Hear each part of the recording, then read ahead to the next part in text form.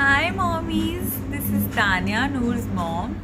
So, since a lot of you have asked me about what my diet looks like in a day, I'm going to be telling you about what I eat in one typical day.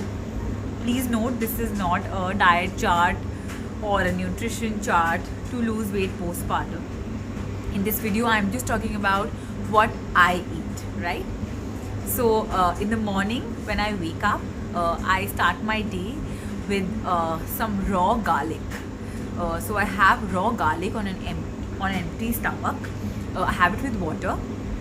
So it's really beneficial for your immunity. Then it helps prevent all kinds of heart diseases, cholesterol problems, and it's a great digestive aid. So what I do is I take like one clove of garlic, I chop it into small pieces, and I let the cut garlic be outside in the open for 10 minutes for the oxygen to come in contact with the garlic. So when the oxygen interacts with the properties of garlic, that's when all its enzymes are activated. So if you do plan to eat garlic, please cut it and let it be in the open for 10 minutes, and then you just swallow it with water. Please do not bite it or chew on it, because you'll have a very bad aftertaste and you'll never ever have it.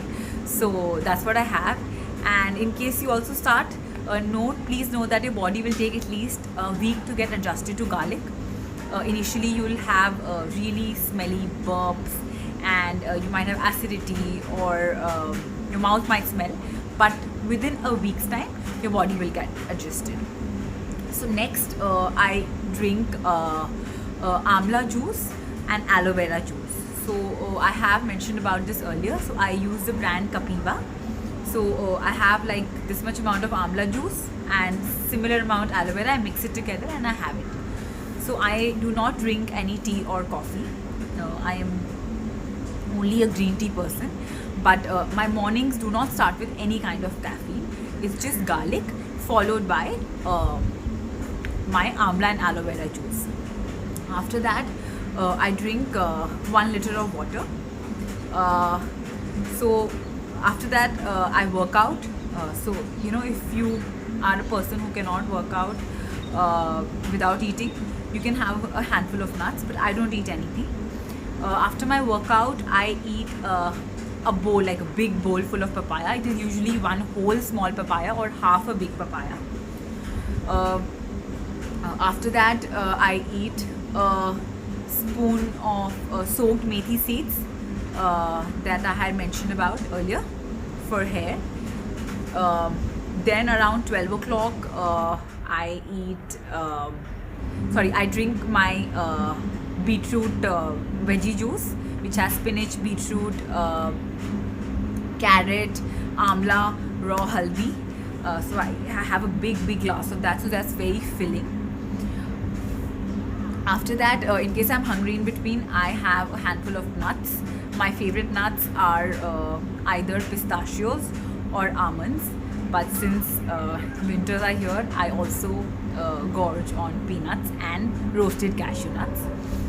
But I only eat 5 or 8 at a time, not more. Then for lunch, I have a couple of options. So this was all my breakfast and mid-morning snack. So my breakfast is only fruits and raw things. So I believe in eating raw things in the morning. So my breakfast and mid-morning snacks are strictly raw vegetables or fruits.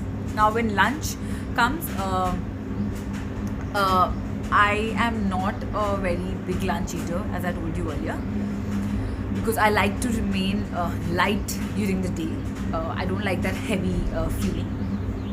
So in lunch, I usually have eggs. They can be boiled eggs. I'll have 3 full boiled eggs, or I'll have a 3-egg omelette, or scrambled egg, or a sunny side up. Alongside, I will have either boiled corn on the cob, sweet corn, or even normal corn, or instead of that, I'll have a baked shakarkandi, or I can have baked potato, or if there's nothing, I just have a toast with a spread of pesto or something. So in short, in my lunch usually looks like a side of carb and protein. So protein can be either eggs for me, or I eat fish, grilled fish. And my carb side includes either corn, baked potato, baked sweet potato, one toast, or sometimes I have sauteed vegetables, sauteed mushrooms. So if not this, then I will just have some besan ka chila. So I love chilas, and I have sometimes 4 to 5 besan chilas for lunch, because besan is a good source of protein, fiber and carbs. So it's like one meal, and sometimes I add paneer to it, but very rarely. Now my evening snack, as I told you again, is a fruit or nuts, or I will have another glass of juice, or sometimes if I'm hungry, or I can have some chaach or milk, warm milk if it's winters, and chaach if it's summers. But usually I stick to fruits and nuts because it helps me. I mean, that's I like the way my body is after eating those. So now since I've had light meals throughout the day, I have an early dinner. So my dinner usually is between 7 to 7:30. It is proper Indian food and loads of it. Okay, I either eat dal chawal with some sabzi, or and when I say dal chawal will be around 300 grams, which is a lot of dal, or it can be rajma, or it can be chola, lobia, anything like that, with some hari chutney. That's like my favorite. I have to eat a chutney if I'm having coriander chutney, if I'm having dal chawal, rajma chawal, any of these chawals. Then or I will have sabzi, roti and dal 2 bowls, sabzi, a lot of sabzi. So I'm a sabzi fan. People who know me know that I eat around half kg of sabzi alone. So if half kg of sabzi is cooked at home, I can eat that all at one time. But my rotis are restricted to 2 only, that too with ghee. My rice is with ghee, my rotis are with ghee, my dal has a topping of ghee on top. This followed by 2 bowls of raita. That's like a must for me. I have to have raita. It's like a cleanser for me, a mouth cleanser. If I'm not having any of this, I can eat. I have like a big bowl of soup, like really huge bowl, full of egg and chicken and prawn noodles. I have that, or I can have tandoori chicken. Like I have half tandoori chicken with like 1 or 2 rumali rotis, or I have some tikkas, chicken tikka, fish tikka, paneer tikka, with again rumali rotis. Sometimes I can have biryani also. So this is then if I'm hungry at night, again I will first resort to nuts because I love them and they're great for your body. Or a great option is I eat a lot of popcorn, but home cooked popcorn, no butter, no oil. So I make it the way those roadside vendors make it in those big kadais, which is just plain roasting. So I make it in the cooker without any oil.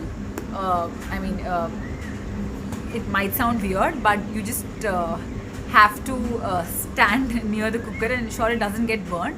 So rest is all fine. So I have lots of it because corn is a great source of fiber. Popcorn is extremely low in calories and fills you up so much. But not those Act 2 or microwave popcorns. Those are not advisable at all. And say after every 2 days, I eat a little sweet. So right now my current sweet is chikki, the gur chikki, because winters are here. Or I eat a piece of gur, both after lunch and after dinner. Or I'm also having plum cake right now because I love it. It's like my favorite cake. That's the only cake I eat. Plum cake, which is made with rum and all of those liquors and liquor soaked fruits. So that I have. And sometime I have a piece of dark chocolate, 2 pieces actually, but I don't exceed those 2 pieces. Or I can have whatever, if there's some pastry at home or something, I just have a bite. because I just like that little sweetness at the end of my meal.